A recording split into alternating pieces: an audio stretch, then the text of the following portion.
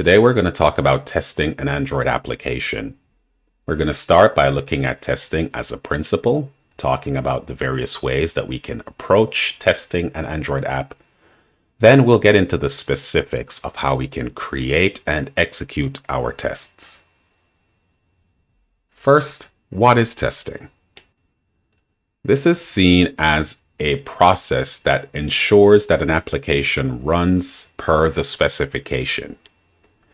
That is, it is a purposeful, directed step aimed at verifying the correctness of our code. Testing is not the same as debugging, where you identify errors in your code and try to find their source. Instead, testing tries to ensure we do not have bugs in our program. Many development platforms, Android included, will ship with or make available to you tools that allow you to formalize the testing process. There are many ways to classify tests. Oftentimes, these will speak to the amount of tests or associated artifacts, sometimes the amount of effort or time taken, or sometimes it will refer to the access to the tests, where those tests execute, and who performs the tests. One very popular type of testing is called unit testing. This is where we identify the smallest testable portion of our code. For us, this is oftentimes functions or methods, and we will tend to scale that up and focus on the classes that contain those functions. Unit tests verify that a class that contains a set of functions operates correctly. Following unit tests, we will oftentimes have integration tests. This is where we verify that our classes work well together. We test to make sure that interfaces are respected and communication among our various components result in correct behavior. Above all that, we have app testing or UI testing. This is where we verify that when the user interacts with the application via the user interface, the behavior that is experienced is what is expected. While testing is oftentimes seen as one aspect of the software development process, there is a form of software development that is underpinned entirely by testing. This is called test-driven development. In this approach, tests for a program are written before the program itself. That is, the tests exist before the code that the tests are for is even written. When performing test-driven development, all tests begin by failing, since there is no code for those tests to pass. Thereafter, you begin to write your code one unit at a time, making sure that each test in turn passes. When testing in Android, we have two major forms. One form is called local testing. This is essentially our basic unit tests. Local testing is performed oftentimes on the development machine itself. The next form of testing is what we call instrumented testing. These are tests that execute within an emulator or on a physical device. These are the tests that tend to require access to context objects and are built around aspects of your application that depend on the framework itself. We use JUnit to build both our local tests and by way of automatic code generation, our UI or instrumented tests. When creating unit tests, we verify correctness through a series of assertions, things we expect to be true or false, that then are in fact true or false. When performing tests, we have the ability to incorporate what we refer to as test doubles. There are many types of test doubles. Perhaps the most well-known are mock objects. Mock objects are artificial artifacts that are included in our program that allow us to simulate complex objects. Mock objects are useful when the real object in a system provides non-deterministic information, which becomes very difficult to test. If the actual object is unavailable or not yet created, or if it's difficult to control or reproduce results. So, for example, if I were building a program that had a 20-sided die, if I needed to test certain specific aspects of my program and I needed to make sure that every time I roll the die, it returns a 7, then using the real die object in my program, I would only get a 7 1 out of every 20 rolls on average. By using a mock die object, I can essentially force that mock object to give me the result I want on every roll, allowing me to perform whatever tests I need to verify. Another example might be a program that is supposed to behave in a particular way on weekdays, Monday to Friday, but change its behavior on weekends. Well, one thing I could do here is change the system time of my development machine or the server, but that would take a lot of effort.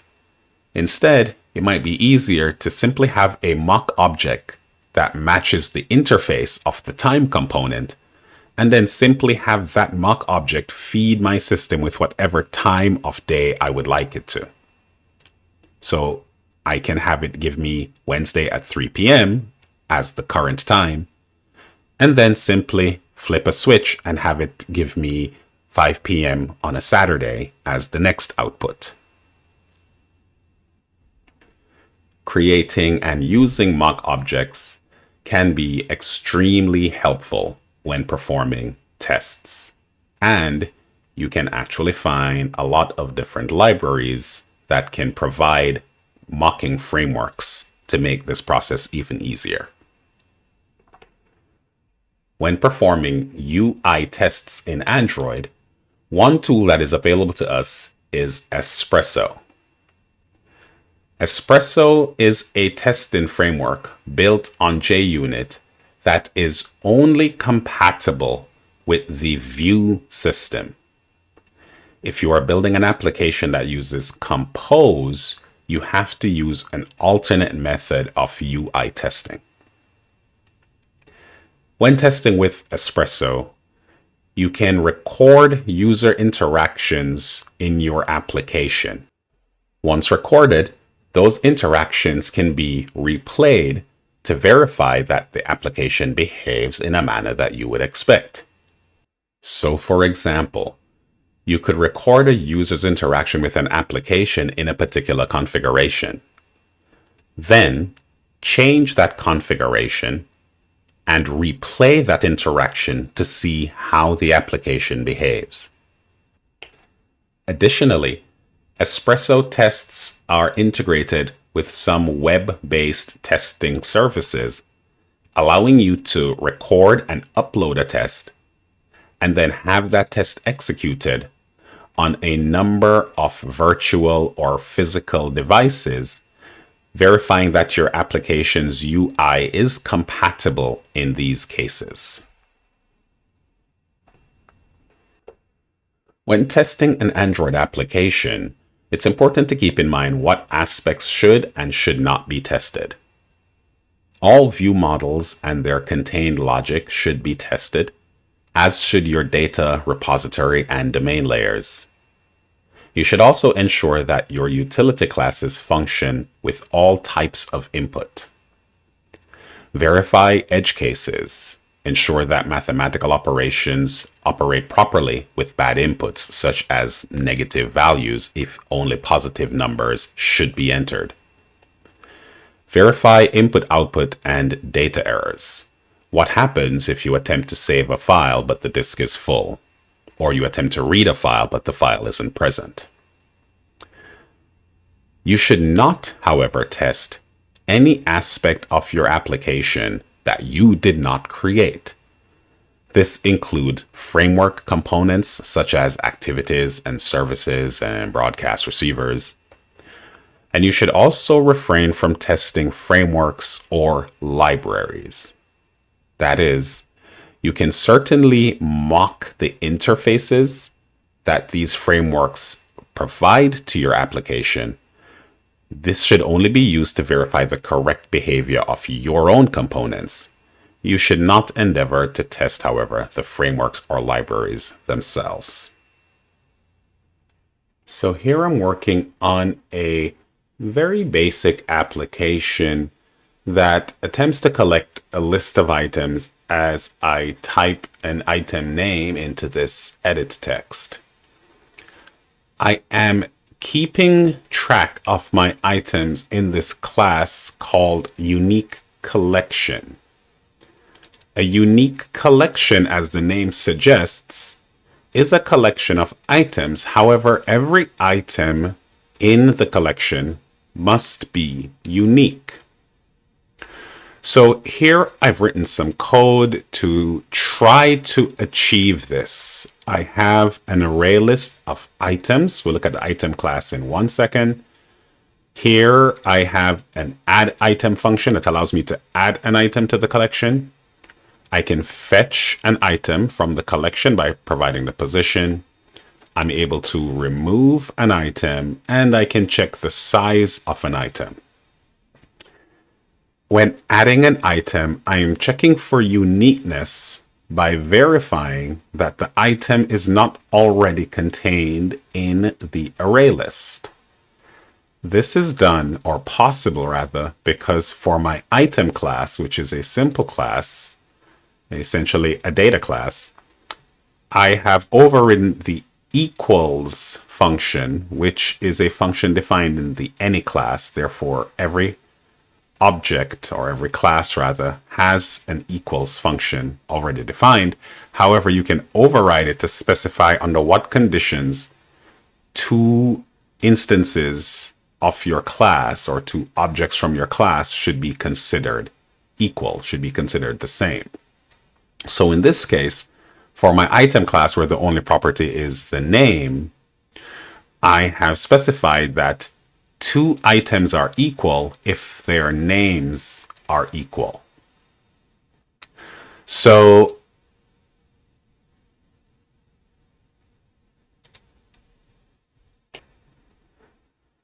at this point, I want to verify that my unique collection class is in fact functioning as anticipated, and it will only essentially add or allow me to add unique items. And I'd also like to verify that these other functions perform the way that they're expected, performs to the specification.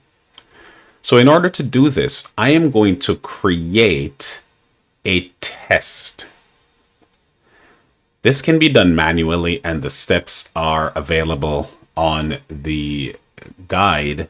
However, one quick way to do that is simply from within Android Studio. If you have the proper class open, you'll simply hold Control, Shift, and T. Control, Shift, and T, and this will pop up a small dialog allowing you to create a new test. From here, we specify the testing library. I've had some amount of issues with JUnit 5, so I'll select JUnit 4, go back one version. And I'm then prompted to select, if I so choose, a set of member functions for which I'd like to generate tests. Additionally, I'm also prompted to create a setup and tear down function. I'm going to create a setup function just to demonstrate it. And I'm going to leave all of these functions unchecked. And the reason I'm leaving these unchecked is that this presumes, in some respects, that in order for you to test a particular function, you're going to use a function of the same name. And that may be the case, especially if you're going to perform simple tests for each function in a class. The reality is, however, you may want to perform multiple tests for each function in a class. And in that scenario, picking any single function may actually not give us the right overall design. So I'm going to create each of my test functions independently. So having done this, I'll simply click OK. It'll ask me where I want to place this test. Now, because this is a unit test, I'm placing it in the unit test folder. The Android test folder is for instrumented tests. So I'm hitting OK. And I now have, right now, a simple test class that has with one function generated for me. This before annotation basically means that this is the setup function. This will be executed before each of my tests. And for each test I want to perform, I'm going to create another function and I'm going to place the test annotation before it. So here's how we're going to do this. Let us say that I want to test my unique collection class. So in order to do that, I'm going to need a unique collection object. So I could declare a property. Let's call it collection, which is of type unique collection. Then what I can do is in my setup function, I can initialize my collection with a unique collection object. Now, when I do it this way, every time a new test runs, the setup function will run, which basically means this unique collection object or this reference will be pointing to a new unique collection object every test. If that's not what I want, and I want my tests to run in some sort of sequence where the items in the collection should remain in their previous state, then I may have to initialize this outside of the setup function, thereby allowing it to persist throughout each of my tests. But in this scenario, every time a new test is about to run, a new collection object will be created, and I could go ahead and even add some items to the collection to get it going. So we'll see if that's necessary. We'll come back to that. So in this scenario, what I'd like to do first is test the add function. I want to make sure that the add function works. So I may simply do a test. Add an item. And in this function, I am going to simply add an item to my collection.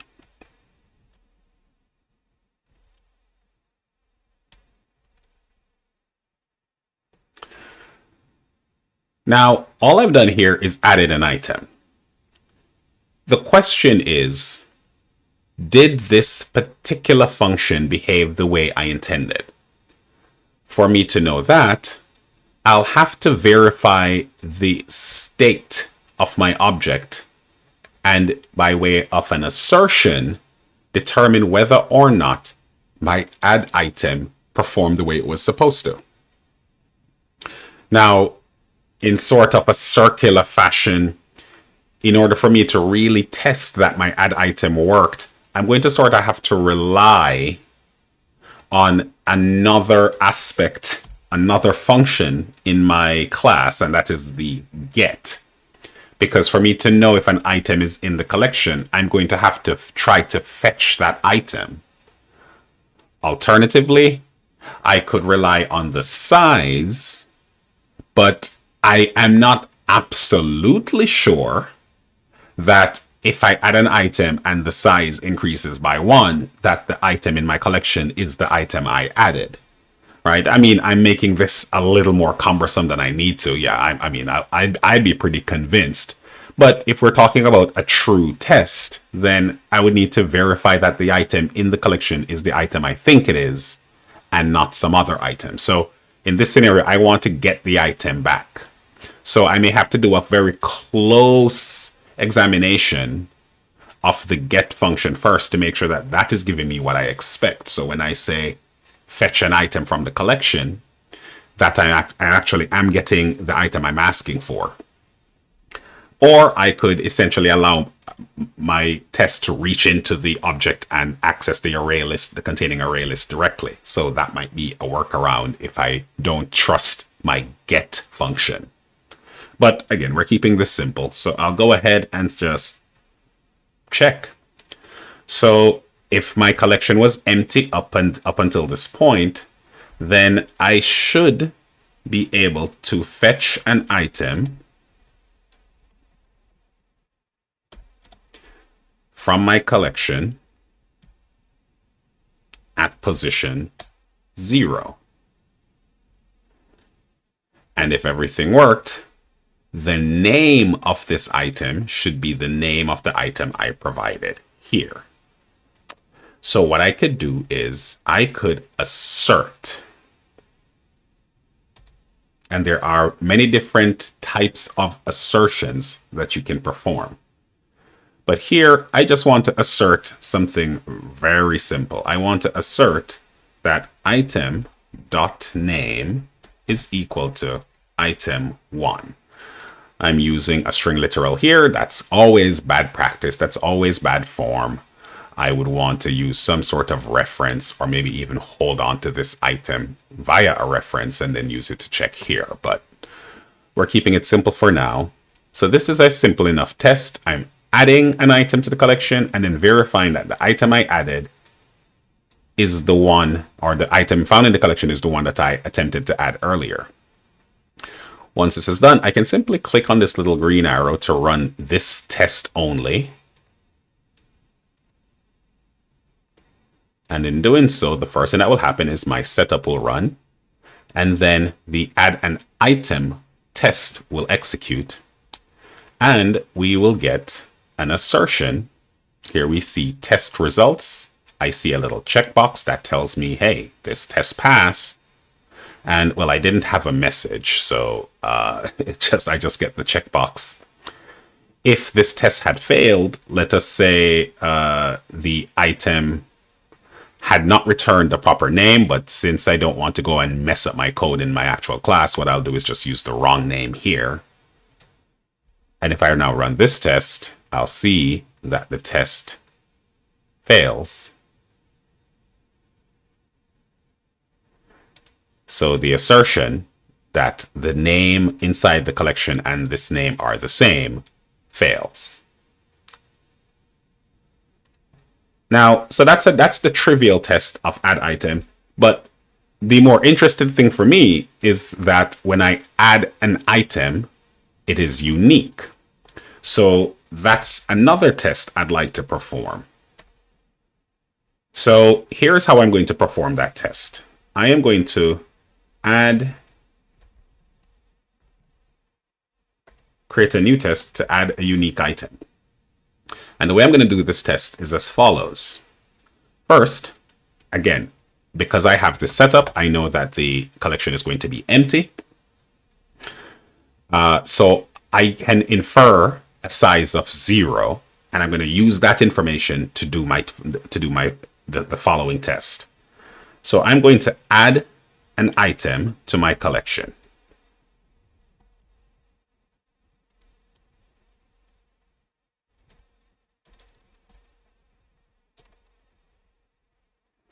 I'm then going to add a second item, also called item1, and then a third item called item 2.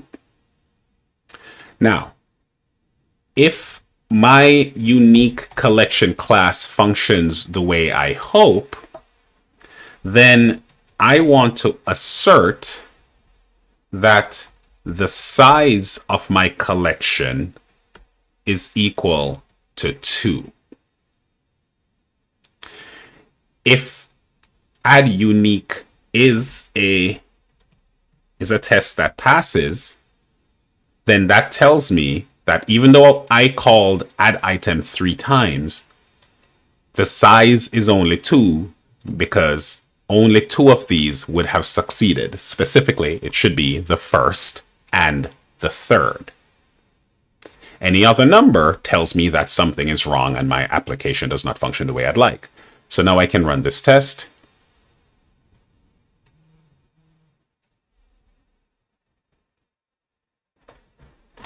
And again, I see test results. It passes the test. But here's an interesting thing, and this is where you always want to make sure that you're testing properly and you're testing fully, and that includes testing edge cases. What I failed to include in my unique collection class's logic, and this may be on purpose because of how we determine uniqueness, but I am currently case sensitive. So in my scenario, item with an uppercase I and item with a lowercase I are different items. That may be what I want. That may not be what I want. So in this scenario, let's presume it's not what I want. And I simply failed to account for capitalization. So in this scenario, I am testing, assuming that this will come back as a test that passes, but when I run the test, it fails. So now I see that my test, my add unique item test fails, and I can now go back to my class and make a determination as to what I need to do to make sure that this particular item works, this particular my logic works the way I intend. Now, in this case, it turns out that while I could try to perform some amount of checks here, this is actually not the correct place to determine sameness, because as you'll recall, in our item class, we had an equals function where sameness was determined. So in reality, what we want to verify is not so much that our unique collection class is properly verifying that items are unique. What we actually need to verify here is that our item class is properly determining sameness or equality. So what we actually want here, because we don't want to necessarily modify the case of the elements we store in the collection, we just want to check the case when we do our comparison. So in this scenario, I would need to make sure that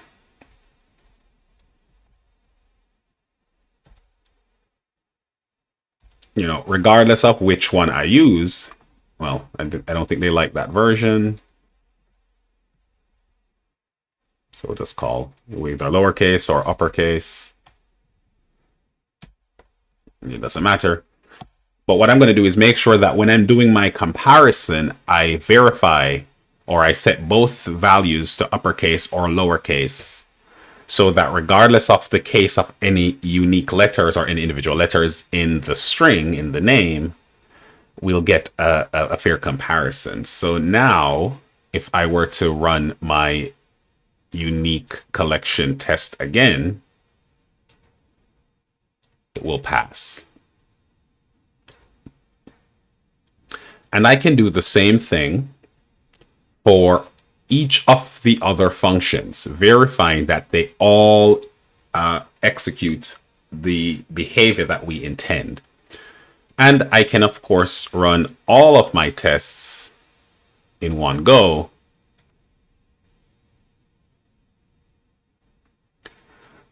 by running the entire test suite.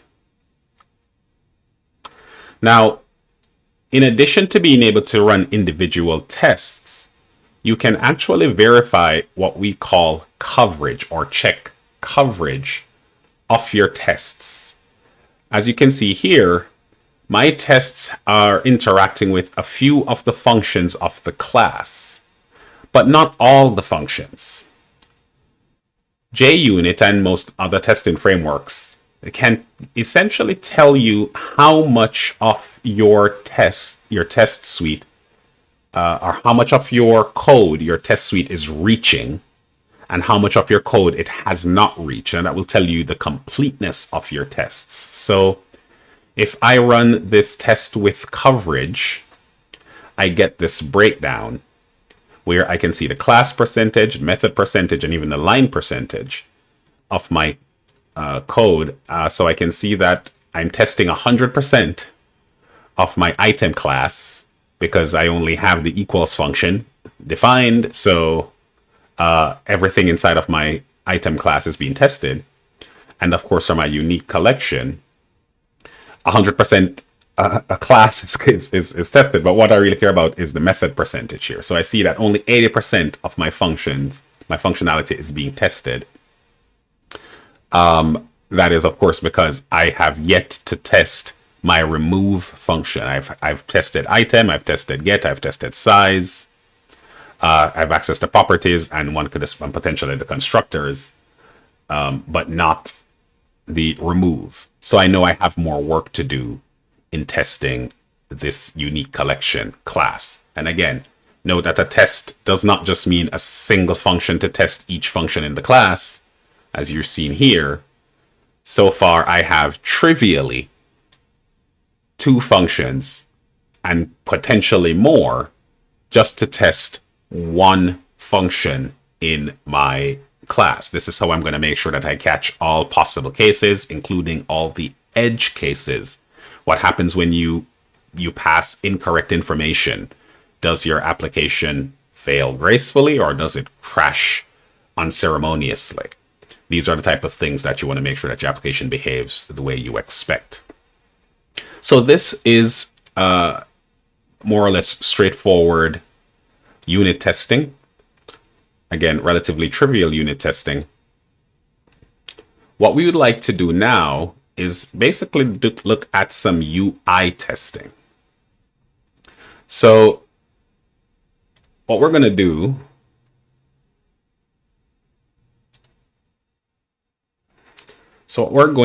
now is look at some UI testing. So for that, we want to switch from our test configuration and get back to our app. And we can take a look at our application in progress and see how it functions. So again, from our unit tests, we know that I'm able to add elements. So I can add orange. I can add apple. But if I try to add another apple, nothing is added. But if I add a grape, all right. So it seems that operationally, my code works. This is just me again adding elements, and they're being displayed from my collection in recycler view. But my intention is to build some additional resources for this application. Specifically, I want to work on alternate layouts that will be used if my device is in varying orientations. And I'd like to make sure that my application runs the way it is supposed to in these orientations. So what I'm going to do so that I can save time by not having to do this test each time is that I'm going to record an espresso test. So recording an espresso test basically involves selecting from the run menu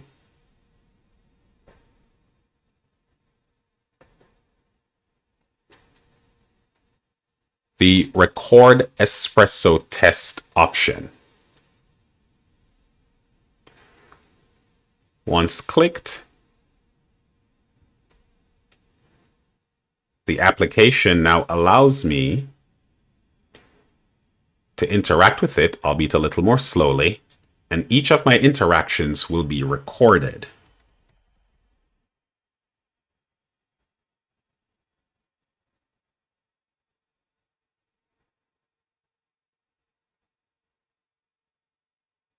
Helps if your development machine is a little more capable than mine. So you'll notice everything I'm doing is being recorded. The elements that I am interacting with are being noted. The specific interactions, the keys that I'm pressing are being recorded.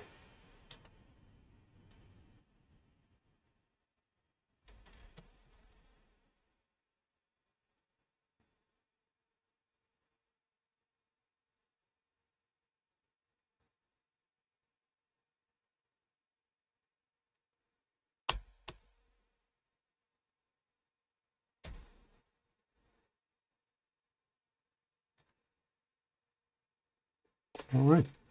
Now that I've recorded all of those operations, I could add my own set of assertions and describe an action if I'd like. But if I'm complete, I just hit OK. I'll be asked to save the test. And here you can see the test, again, built on the JUnit framework, but with a lot more meat than the tests that we created. So this is all generated for us. We did not have to do this ourselves, but of course we could go in and manipulate it if we'd like to essentially add some changes or create variations on this test. We could simply copy it and make modifications that we would like. But what's important is that once this test is created, I can run this test by simply selecting the test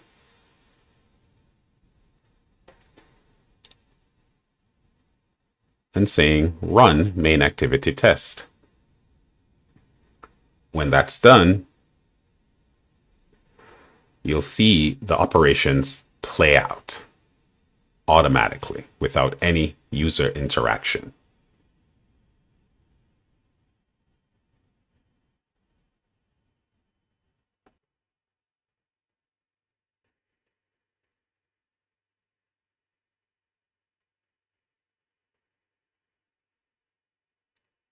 And there you have it.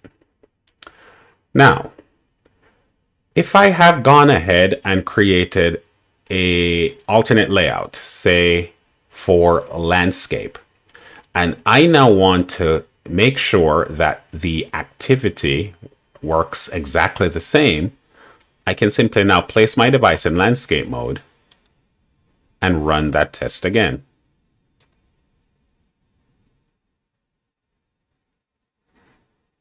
And if all goes well, then the application will run.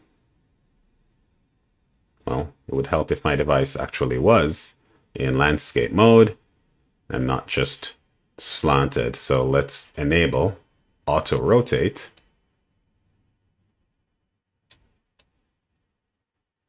Once you see it, it'll be easy to spot the next time. Here we go. Okay, so now let's run that test in actual landscape mode. And what we'll see is this.